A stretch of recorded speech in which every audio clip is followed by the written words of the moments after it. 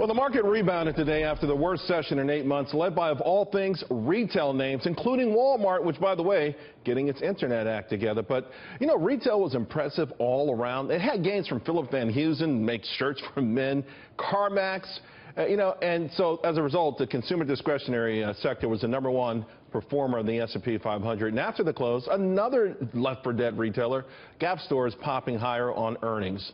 Now, the market's resolve has many, including former Federal Reserve Chairman Ben Bernanke, so-called puzzle. Why is there indifference to so-called political risk? And I got to tell you something. When I hear those kind of statements, I think they're hyperbolic and even reckless. You want to talk about real political risk? This is what it looks like. The Brazilian stock market down 17% today on alleged bribery scandals involving their current president. Make no mistake, there are some pressing issues out there facing this nation, but the gears of the economy are moving in the right direction.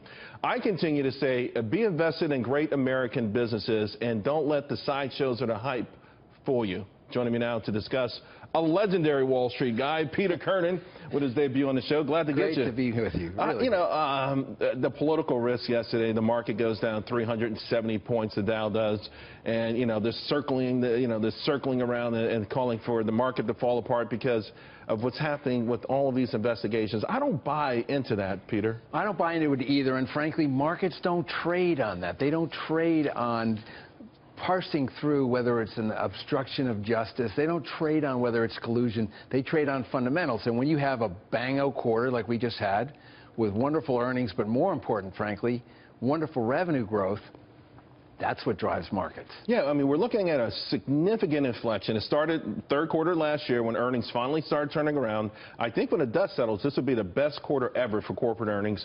To your point, revenues are driving all of this, and now we're seeing other forms of data come. So if I'm an investor, do I pay attention to the skeptics, to the curmudgeons, to the perma bears about what's happening in D.C., or do I pay attention to what's really happening? Because I'm hearing from small businesses and large businesses that things are getting much better. Yeah, the one piece of advice I could give is do not trade on the New York Times or Washington Post headlines. The day that Ken Starr released that great big Monica Lewinsky piece, the market traded up almost 200 points. The fact is the market moves on its own. And so people in Washington don't understand why they can't move the markets, because they're not what moves markets. Now, there is some anxiety about the Trump economic agenda and the timing of it all. Some people writing it off, the tax part of it, perhaps even Obamacare repeal. How are you seeing this, and is there some way you should handicap this as an investor or a trader? Well, I think one of the great ironies now is the most wanted man in Washington, D.C. is James Comey, right? Everyone wants to talk to him.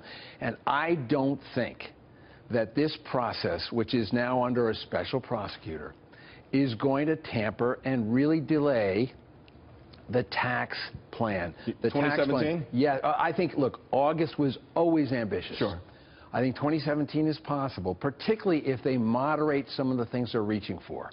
Yeah, well, we know they wanted to be grandiose, but it's ironic, to your point, it felt like President Trump almost for a moment there said, it doesn't necessarily have to be 15%. He didn't come out and say it, but he intimated as much. There's no reason to be heroic here. You can do a lot. When you're talking about small business taxation, pass-through taxation at 39.6%, you don't need to take it all the way to 15% to have a big impact. Right. So if they are measured and go for tax cuts rather than complete tax reform, I think there's plenty of room for optimism. I want to bring you back on another day soon to talk about pass-through, because a lot of people don't understand.